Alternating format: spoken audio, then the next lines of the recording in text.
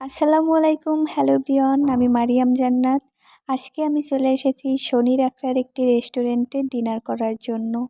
নিশ্চয়ই চিনতে পারছেন, এখানে দুটা রেস্টুরেন্ট আছে। একটা হচ্ছে ফুড গার্ডেন, একটা হচ্ছে সেভেন ক্যান্ডেল রেস্টুরেন্ট। ওই দিন আপনাদের সাথে আমি ফুড গার্ডেনে ভিডিও শেয়ার করছিলাম। এই সিঁড়ি দিয়ে উঠি, বাম পাশে হচ্ছে ফুড গার্ডেন, আর এই যে দেখতেছেন ডান পাশে হচ্ছে সেভেন ক্যান্ডেল রেস্টুরেন্ট।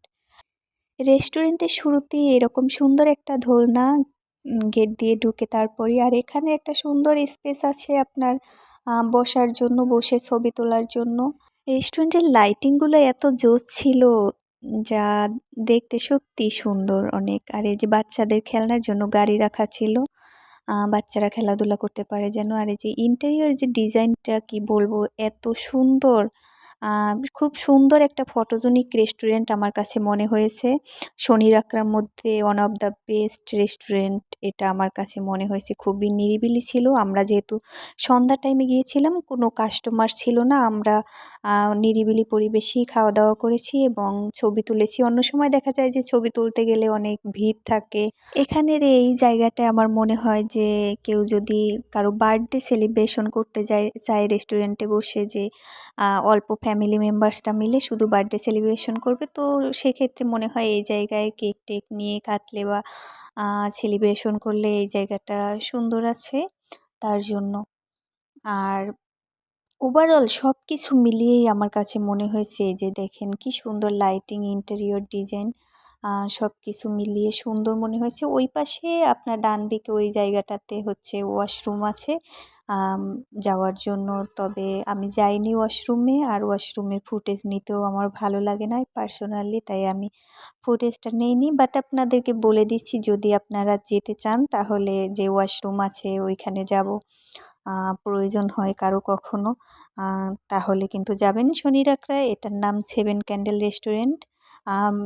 ফুড গার্ডেনের পাশে আপনারা শুরুতেই দেখছিলেন যে একই সিঁড়ি দিয়ে উঠে বাম দিকে ফুড গার্ডেন আর ডান দিকে হচ্ছে সেভেন ক্যান্ডেল রেস্টুরেন্ট। দেখুন কি সুন্দর ইন্টেরিয়র ডিজাইনটা। আমার মনে হচ্ছিল যে এত সুন্দর রেস্টুরেন্ট, আমরা যেহেতু রাতে গেছি, আমার মনে হয়েছে দিনে গেলে হয়তো আরও একটু সুন্দর ছবি আসতো। ক্যান্ডেল রেস্টুরেন্ট শুনে আমি ভাবছিলাম যে মোমবাতির আলোতে আমরা ডিনার করব, কিন্তু না, এখানে কোনো মোমবাতি দেয় না। এখানে শুধু লাইটিং দেয়া আছে বিভিন্ন কালারিং। দেখতেছেন হলুদ ব্যাকগ্রাউন্ডে হলুদ লাইট, এভাবে বিভিন্ন কালারের লাইট আছে সেখানে, সাদা, নীল, গোলাপি, বিভিন্ন রকমের। আমার খানা চলে এসেছে। এখানে দেখতেছেন শসা গাজরের সালাদ, সবজি মিক্স, ফ্রাইড রাইস এবং বিফ কারি। খাবারটা টেস্টি ছিল অল ওভার। রাইসটা পরিমাণ মতো ছিল। দেখা যায় অন্য সময় আমি কোনো রেস্টুরেন্টে গেলে রাইসটা আমি অনেকটাই রেখে আসি, ফেলে রেখে আসি, পুরোটা খেতে পারি না। লাইটিংয়ের কারণে খাবারের রঙটা ভালো আসেনি এখানে, কিন্তু খাবারটা অনেক টেস্টি ছিল। এবং এই যে প্ল্যাটার, এটার দাম ছিল 270 টাকা, কিন্তু কোকটা আলাদা ছিল, আমরা কোকটা আলাদা নিয়েছি। কোকের দাম ছিল 30 টাকা এখানে। একটু ঘুরিয়ে ঘুরিয়ে দেখাচ্ছিলাম। এখানে আপনার এই যে প্লেটের উপরেও তাদের নামটা লেখা ছিল যে সেভেন ক্যান্ডেল রেস্টুরেন্ট এটা।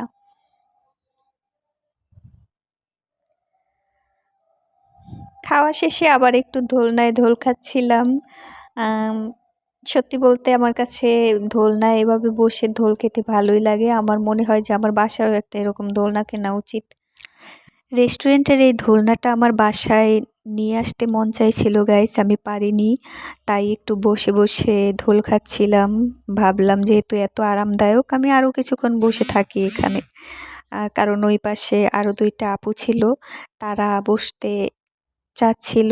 তাহলে তারা বসে, আমি উঠলেই তারা বসে পড়বে, তাই ভাবলাম যে আমি একটু পরে উঠবো, কিছুক্ষণ এখানে বসে থাকি, আরাম করতে থাকি, পরে উঠবো। তো যেই চিন্তা সেই কাজ। আমি কিছুক্ষণ এখানে বসে বসে দোল খাচ্ছিলাম। দোয়া করবেন গাইজ যেন আমি হচ্ছে খুব দ্রুত এরকম একটা দোলনা কিনে আনতে পারি আমার বাসার জন্য। আর যতদিন আমি কিনতে না পারবো ততদিন তো আমি এইভাবে রেস্টুরেন্টে গিয়ে গিয়ে দোল খাবো, আর আপনাদের দেখাবো যে আমি রেস্টুরেন্টে আসছি দোল খাওয়ার জন্য। হ্যাঁ গাইস, আমি এই রেস্টুরেন্টে আবারও যাব শুধুমাত্র এই দোলনায় দোল খাওয়ার জন্য।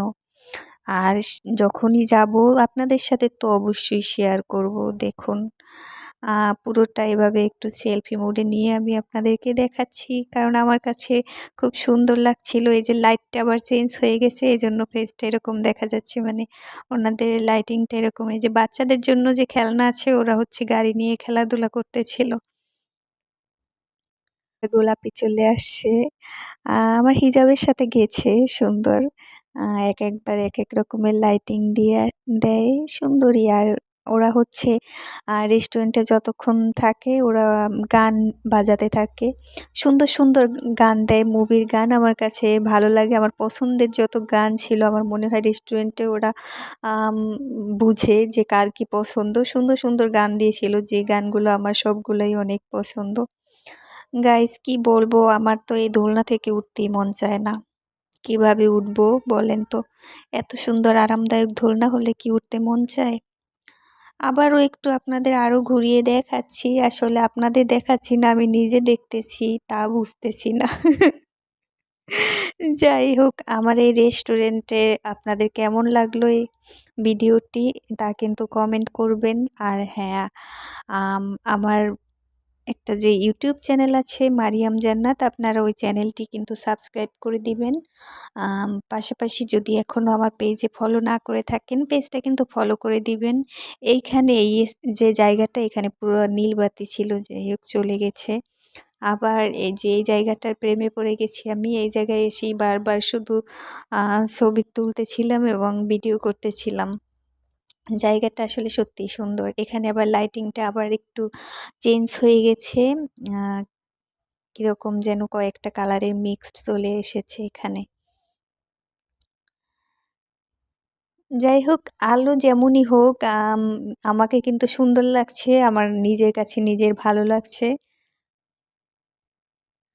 গাইস আমি তো দোলনা থেকে এখন উঠে গেছি। কিন্তু তারপরও দোলনার প্রেমে পড়ে আছি। ফাইনালি আমি বের হয়ে আসছি রেস্টুরেন্ট থেকে। এবার বাসার দিকে রওনা দিচ্ছি। পথে দেখতে পেলাম এরকম মাটির অনেক জিনিসপত্র। দেখতেছেন কি সুন্দর করে একদম রাখা আছে। আর এই যে পাশে আস্তে, আস্তে জুতা এবং আরও ফুড গার্ডেন আর কি সাইডে যেগুলো আছে ওইগুলা দেখে একটু ক্লিপ নিয়েছিলাম। এবার আমি বাসায় চলে যাচ্ছি এই যে। Tata bye bye.